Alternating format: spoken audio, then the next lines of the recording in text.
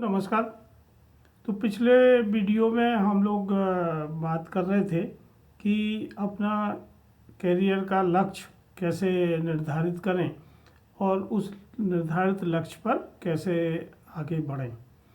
अब हम लोग देखते हैं कि जब कोई कंपनी अपना विज्ञापन निकालती है किसी भी सर्विस का, तो उसमें बहुत कम जानकारी वो देते हैं। वो उसमें पद का नाम देते हैं, शैक्षणिक योग्यता बताते हैं, अनुभव बताते हैं और लोकेशन बताते हैं कि कहाँ उस पद के व्यक्ति को काम करना है। इसके अलावा कभी कभी कुछ अपेक्षाएं भी लिखते हैं कुछ लोग अपेक्षाएं नहीं लिखते हैं। तो कोई भी कैंडिडेट किसी विज्ञापन को देख के ये कैसे अंदाज लगाए कि जो पद किसी संस्था द्वारा निकाला गया है वो उसकी योग्यता रखता है या नहीं रखता है। तो यहाँ हमें 3-4 चीज़ें समझने की ज़रूरत है। पहली चीज़ होती है कि जो जॉब टाइटल है उसको हमें केयरफुली पढ़ना चाहिए कि पद का नाम क्या है। सामान्यतः पद के नाम में ही पद की अपेक्षाएं छुपी होती हैं कि उनका जॉब डिस्क्रिप्शन क्या होने वाला है। तो अगर हम ये जानते हैं तो ठीक है, नहीं तो हम वो पद नाम को गूगल करके देख सकते हैं कि इस तरह के पद की जॉब डिस्क्रिप्शन क्या होती है। दूसरी चीज़ हमें देखना चाहिए कंपनी कि वो कंपनी क्या काम करती है, उनका कोर बिजनेस क्या है, जिसके लिए उन्हें वो पोस्ट अनाउंस की है, जो एडवर्टाइजमेंट वो दे रहे हैं कि उनके यहाँ रिक्तियाँ हैं, वो भर्ती कर रहे हैं। तो कंपनी के बारे में भी हमें गूगल करके पता लग सकता है। अगर वो कंपनी हमारे आसपास है तो हम उनके ऑफिस जा सकते हैं, बात कर सकते हैं। अगर हमें उनके एचआर का नंबर मिलता है तो हम उनके एचआर को बात कर सकते हैं, उन्हें एक इंट्रोडक्टरी मेल भेज सकते हैं, या अगर फ़ोन नंबर है तो व्हाट्सएप पे मैसेज भेज सकते हैं, या आप अगर लिंक्डइन पे हैं या फेसबुक पे हैं तो वहाँ भी अपना क्वेश्चन लिख सकते हैं कि इसका डिटेल उपलब्ध कराया जाए। तो भी कंपनी आपको सामान्यतः डिटेल उपलब्ध कराती है।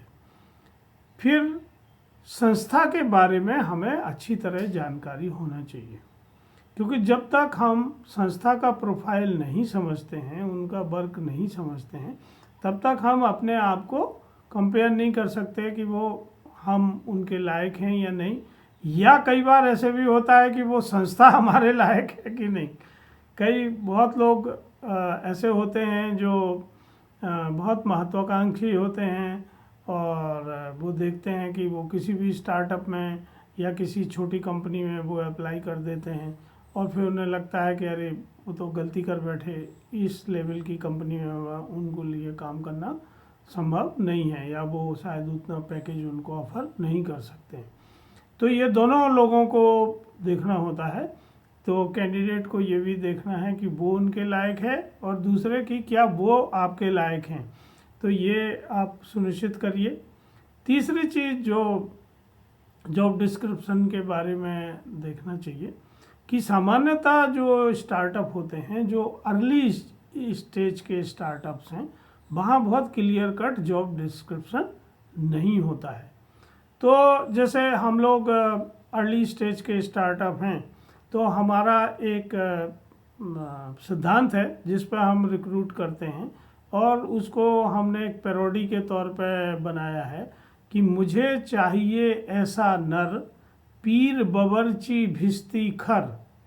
अब ये जो रिक्रूटमेंट है ई फसल जैसे स्टार्टअप में, उनमें 4 क्वालिटी होना चाहिए। पीर मतलब उन्हें अपने सब्जेक्ट का पूरा ज्ञान होना चाहिए कि वो जिस पद के लिए अप्लाई कर रहे हैं उसकी थ्योरी पूरी उनको पता है, उनकी टेक्निकल चीज़ें उनको पता है, उनको हम पीर करते हैं। बबरची मतलब ये जो नॉलेज है इसको आपको इस रेसिपी में बदल के इसको खाने योग्य बनाना है। मतलब जो आपकी नॉलेज है उसको आपको बिजनेस में कन्वर्ट करना है और उसको रुपए में कन्वर्ट करना है, मनी में कन्वर्ट करना है, वो बावर्ची का काम है, जो आपकी रसोई के भंडार गृह से सामग्री लेके खाने योग्य बनाता है।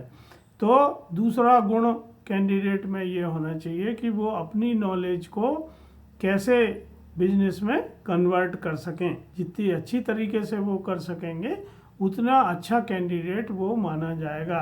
बावर्ची। भिस्ती वो होता है जो ज़्यादातर पहले मशक में पानी लेके चमड़े की मशक में पानी लेके सड़कों के ऊपर पानी डालते थे गर्मी के दिनों में।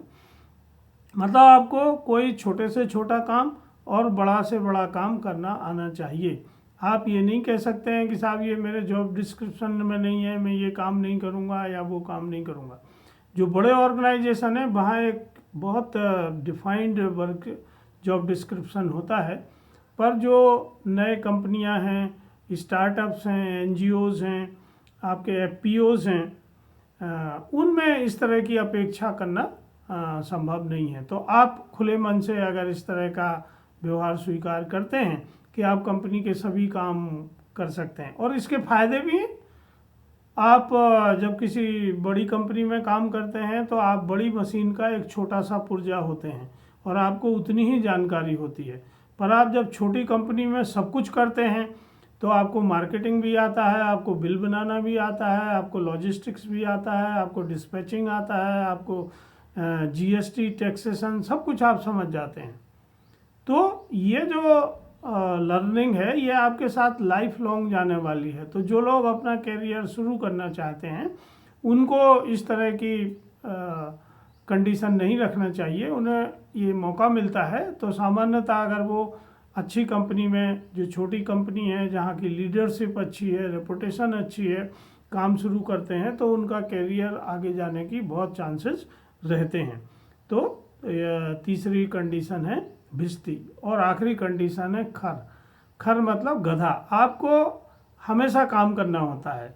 ये 9 से 5 या 9 से 7 या 10 से 7 जैसा काम नहीं होता है, क्योंकि जब आप किसी स्टार्टअप में या नई कंपनी में या छोटी कंपनी में काम करते हैं तो ये हमेशा चलने वाला काम होता है। और जो बच्चे हैं जो अपना कैरियर शुरू कर रहे हैं उनको कभी भी मेहनत से डरना नहीं चाहिए। तो आप जब भी किसी कंपनी का चयन करते हैं तो आपको ये देखना चाहिए कि वहाँ आपसे क्या अपेक्षा की जा रही है। अगर आप उन अपेक्षाओं के लिए अपने आप को तैयार करते हैं तो ही आपको वहाँ अप्लाई करना चाहिए। अगर आप उन अपेक्षाओं के लिए अपने आप को तैयार नहीं कर रहे हैं या आप अपने आप को उस मानसिकता में नहीं लाते हैं तो आपको वहाँ अप्लाई नहीं करना चाहिए। तो ये बेसिक जानकारी है जो आपको हमें किसी कंपनी के बारे में जुटाना चाहिए। आखिरी चीज़ हमें ये देखना चाहिए कि क्या वो कंपनी पैसा बर्न आउट कर रही है या वो प्रॉफिटेबल चल रही है। क्योंकि अभी ये नया ट्रेंड चल पड़ा है कि बहुत सारी कंपनियां जो फंड रेज करती हैं वो बहुत हायर सैलरी देके आपको जॉब देती हैं, पर वो पैसा बर्न कर रही होती हैं। तो अगर आप किसी ऐसी कंपनी में अप्लाई कर रहे हैं लालच में आके, जो आपको ज़रूरत से ज़्यादा ऑफर कर रहा है, तो उसका भविष्य बहुत ज़्यादा नहीं है। आप अभी देखिए 25-30 हज़ार लोगों को स्टार्टअप्स ने निकाल दिया है और निरंतर ये खबरें आ रही हैं कि वो ले ऑफ कर रहे हैं और बड़ी बड़ी कंपनियां ले ऑफ कर रही हैं। तो अगर कोई कंपनी मार्केट के हिसाब से जो रेट हैं उसके हिसाब से आपको ऑफ़र कर रहा है, दैट मीन्स कि वो ठीक ठाक कंपनी है। अगर कोई कंपनी बहुत ज़्यादा आपको पैकेज ऑफ़र कर रही है, दैट मीन्स कि वहाँ शायद आगे चल के ये स्थिति बने कि उन्हें ले ऑफ करना पड़े। तो उससे आपका पूरा करियर ना केवल गड़बड़ा जाता है बल्कि पूरा पारिवारिक और आपका व्यक्तिगत जीवन भी गड़बड़ा जाता है। तो आपको कंपनी में अप्लाई करने के पहले ये सब चीज़ें केयरफुली समझना चाहिए, जानना चाहिए। अगर इसके बारे में आप और जानकारी चाहते हैं तो इन ई फसल ट्रेनिंग इंस्टीट्यूट कर्मा सेतु आपको और गाइड कर सकता है। आप उनसे संपर्क कर सकते हैं। धन्यवाद, नमस्कार।